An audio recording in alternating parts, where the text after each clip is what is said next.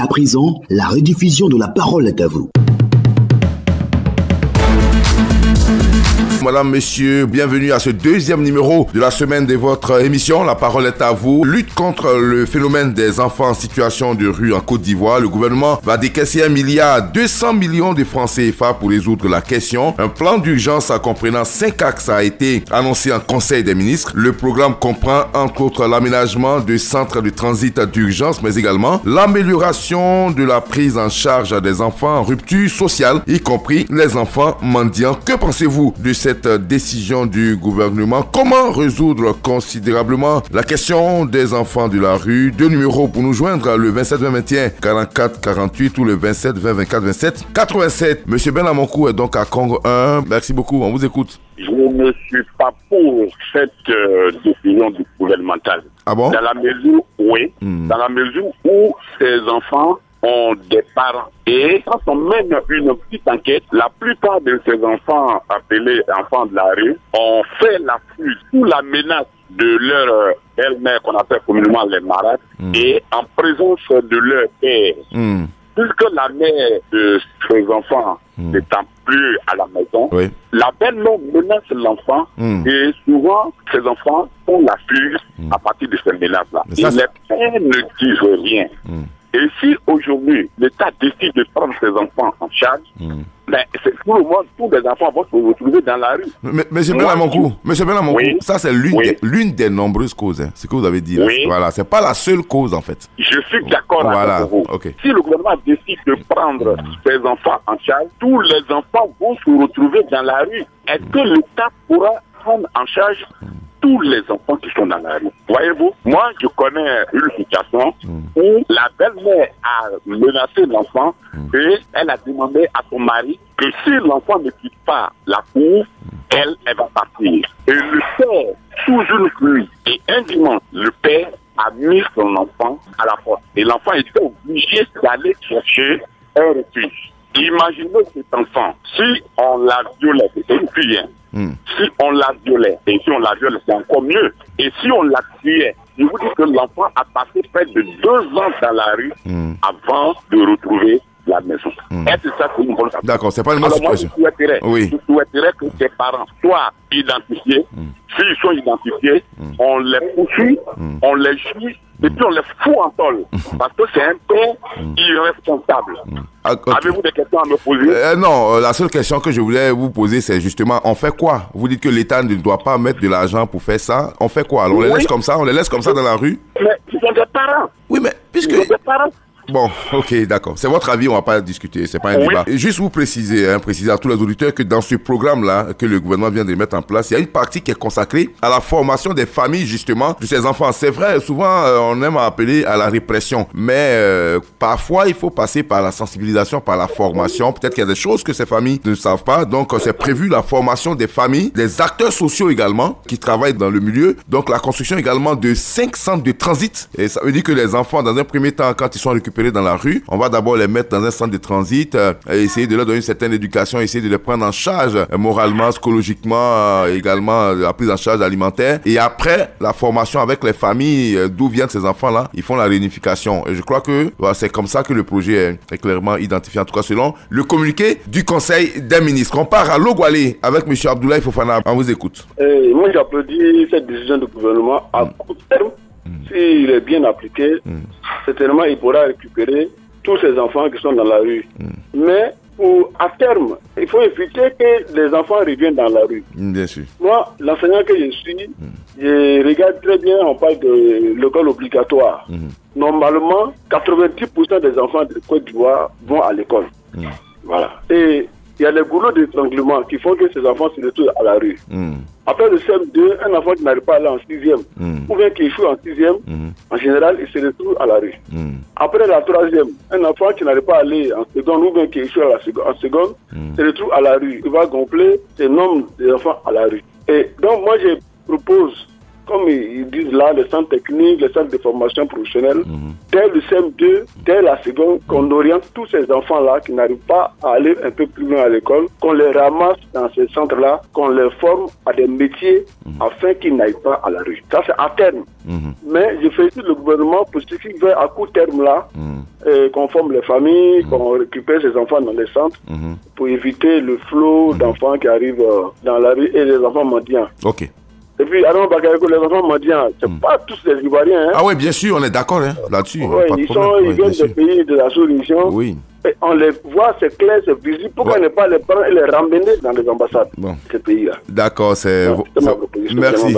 C'est votre avis, vous savez, en diplomatie, les choses ne se passent pas toujours comme on le pense. Il y a tout un tas de démarches à faire. Effectivement, vous avez raison. Alors, vous avez donné une cause, c'est l'échec scolaire. Ben Amonkou de Kong 1 nous dit que c'est l'irresponsabilité des parents. Et là aussi, on a des enfants mendiants. Et très souvent, vous voyez, je ne sais pas si c'est la tutrice, la parente, la mère ou encore celle qui exploite l'enfant, mais elle est assise à un carrefour et les enfants mendient, bien sûr, essaient de demander de l'argent aux passagers, aux véhicules qui passent. Donc, ça veut dire que là, peut-être qu'on est dans une situation où il faut aller en profondeur, régler la question en retirant les enfants. C'est pourquoi on veut également former les familles, leur dire qu'il y a des choses qui ne se font pas. Effectivement, vous avez raison, qu'il y a beaucoup d'enfants qui viennent également de l'étranger et qui font les trottoirs. Merci beaucoup à vous. À Gogoualé, on a quitté Logoualé, on part à Gogoualé. D'ailleurs, c'est pas très loin de Logoualé, c'est à 24 km seulement. Monsieur Kambou, Dieu donné, on vous écoute. Moi, je salue l'initiative du gouvernement, mais M. Adam Bakareko, il y a quelque chose qu'il faut souligner.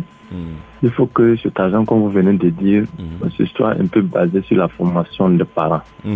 Et il ne faudrait pas qu'on prenne en charge ces enfants-là en les donnant vraiment ce métier. Moi, je suis en train de dire, je sais de quoi je parle, parce que nous qui sommes là aujourd'hui, si je vois mon enfant à la rue et que demain, le gouvernement prend cet enfant en charge et cet enfant vraiment travaille dans les bonnes conditions, est-ce que mon voisin ne le ferait pas demain?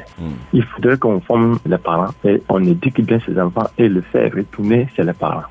Ça, c'est très important. D'accord. Voilà. Très bien. Merci bien. Merci beaucoup à vous, M. Kambou Dieudonné de Gogoualé à Donsowo, c'est pas loin de Guépao, dans la région du sud-ouest de la Côte d'Ivoire. Nous retrouvons M. Djambla Yobo Jean-Marie. On vous écoute.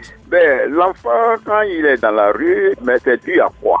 Je crois que tout dépend. L'enfant peut avoir problème avec les parents. Ou il est délinquant de lui-même. C'est-à-dire, il est né comme ça. Il n'écoute pas les parents. Donc le papa lui parle, il ne veut même pas écouter. Et lui-même peut quitter la maison, aller rester ailleurs, comme ça lui rien l'idée. Ça, on peut le considérer comme un enfant de la rue. Pour l'enfant, soit sa maman est décédée, et le papa maintenant essaie de se marier avec une nouvelle femme, qui devient quand même sa marade. Voilà que du jour au lendemain, bon, sa marade n'aime pas cet enfant. Et elle exige à ce que le mari puisse tout faire sortir cet enfant. Le mari aussi, il réfléchit qu'il le fait. Et il reste dans la rue. Vous voyez ce que ça fait, mais quand toutefois c'est comme ça, là, il faut condamner le papa lui-même. Parce que le papa n'est pas capable de gérer l'esprit normal de sa femme. Et voilà que maintenant, il délaisse son enfant et rester au dehors de chez lui. Alors, s'il faut que le gouvernement puisse le prendre en charge, c'est bon. Mais moi, je n'apprécie pas tellement. D'accord. Donc, il faut condamner le comportement du père des parents. D'accord. Pour que vraiment, désormais, il ne faudrait pas qu'on trouve ces gens d'enfants dans les rues. Voilà ma préoccupation. Je vous remercie. Merci beaucoup à vous, cher ami, Djambla Yobo Jean-Marie. Monsieur Ferdinand Bou est à Boaké. On vous écoute. Pour les enfants de la rue, je pense que d'abord, il faut passer d'abord par la phase de sensibilisation. Parce qu'il faut recenser ces enfants en difficulté. Parce qu'il y a souvent des enfants orphelins parmi ces enfants-là. Bien sûr. Qui, n'ayant plus de parents, se sont retrouvés dans la rue pour pouvoir subvenir à leurs besoins. Ce sont ces enfants-là que l'État peut prendre en charge. Mais les enfants qui ont les parents qui sont vivants, avant qu'ils atteignent la majorité, qu'elle ait de 18 ans, les parents doivent s'occuper de ces enfants. Donc, à son avis, effectivement, il a raison. Il y a des enfants orphelins dans cette situation. Donc, il estime que c'est ceux-là que l'État doit prendre en charge. Mais pour les autres qui ont des parents qui sont encore vivants, il n'y a pas d'excuse et donc il ne faut pas les prendre en charge. Il a aussi parlé notamment de ces problèmes des enfants, des parents qui sont irresponsables. Donc, qu'il faut également punir, en tout cas, comme l'a dit le prédécesseur. Monsieur Nda Kwasi, vous êtes à Agboville. Oui. On vous écoute. Adama, oui. Faut te dire que l'État est au courant de ce programme.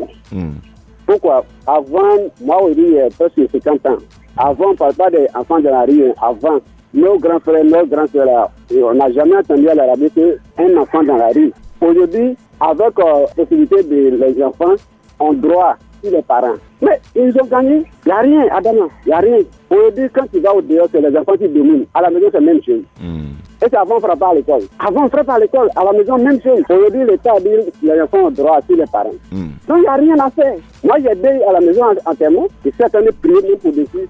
Certaines prières pour que demain, ça soit mieux pour moi. Sinon, c'est pas facile. C'est compris. Monsieur Ndakwa. Voilà. Oui, c'est compris. Merci beaucoup. Merci. Les enfants ont des droits, mais normalement, c'est pas qu'ils ont des droits sur les parents. Malheureusement, ils en abusent parce qu'ils savent qu'ils sont intouchables. Et ça, c'est vraiment dommage pour notre culture africaine où on sait comment généralement ça se passe. Et il y a notre ami Ferdinand Boudeboaké qui avait évoqué une question. Il faut recenser les enfants. C'est prévu également dans ce plan du gouvernement. Il y aura donc la réalisation d'une étude quantitative et qualitative sur le phénomène des enfants et adolescents en situation de rue. Donc, ça va permettre de savoir combien ils sont et quelle est leur situation réelle. C'est des orphelins, c'est des enfants qui ont été victimes de maltraitance, c'est des enfants mendiants qui sont venus de quel pays, qui les a amenés. Donc, c'est ce genre d'études-là que le gouvernement va lancer. Tout ça est compris, bien sûr, dans l'enveloppe globale des 1,2 milliard de francs CFA. On part à Bléni Menouin, retrouver Seigneur Rigan. On vous écoute. Adama. Oui. Mais ça, c'est un sujet que le sous-préfet de Bléni Menouin a déjà traité.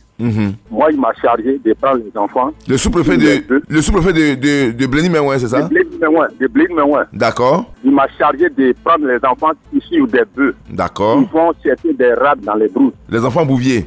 Oui, il y a des enfants qui cherchent des rats, uniquement des rats dans les brousses avec des chiens. Oui. Mais comme il ne m'a pas encore donné la feuille de route. Oui. Donc, je regarde encore. Ah, il vous a demandé de recenser ces enfants, c'est ça? Oui, il m'a dit de recenser les enfants qui ne veulent pas aller à l'école, des bœufs, qui vont chercher des rats, qui sont à l'âge d'aller à l'école.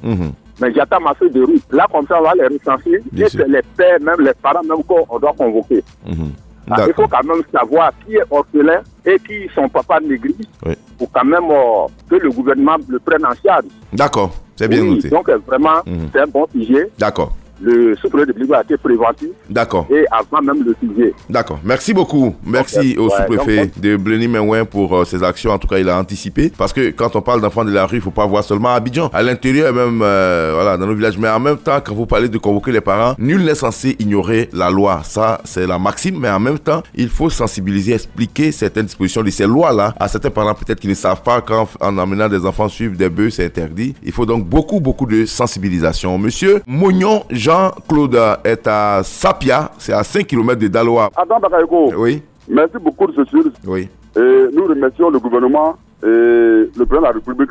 Il faut dire qu'en Côte d'Ivoire ici, lorsqu'on veut aider les démunis, tout le monde devient démuni. On veut aider les gens pour sortir de la précarité, tout le monde devient démuni. Et si on veut aider encore les enfants de la rue, tous les enfants deviendront enfants de la rue. On est d'accord? Ah, moi, je ne partage pas forcément cet avis. Mais il faudrait que dans l'école primaire, il faut que les enfants apprennent un métier pour se prendre en charge.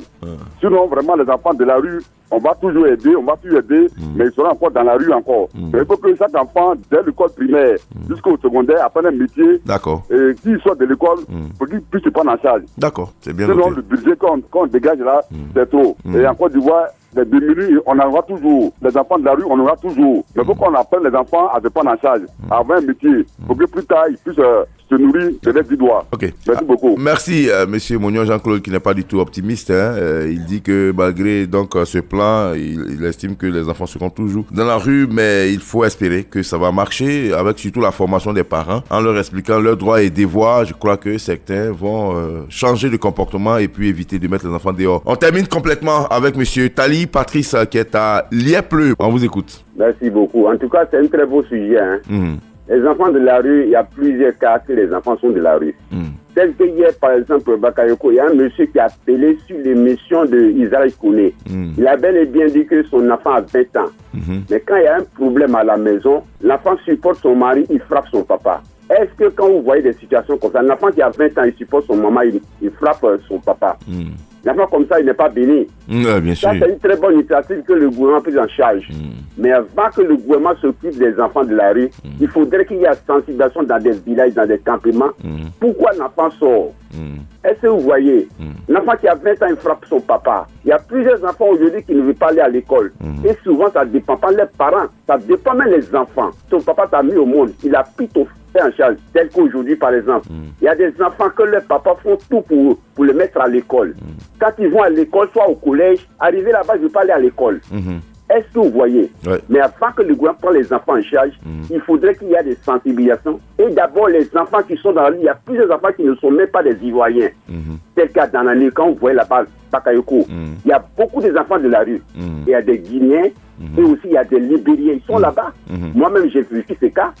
Est-ce que vous voyez Bakayoko? C'est une très bonne initiative. Mais il faudrait qu'il y ait des sensibilisations dans les campements, dans les villages. Ok, c'est bien compris. Merci beaucoup à vous, Monsieur Tali, pour votre contribution. Vous avez été donc très nombreux à réagir. Merci beaucoup. Et puis, je rappelle que vous avez rendez-vous avec Jérôme Kouakou. Moi, j'aurai beaucoup de plaisir à vous retrouver à lundi.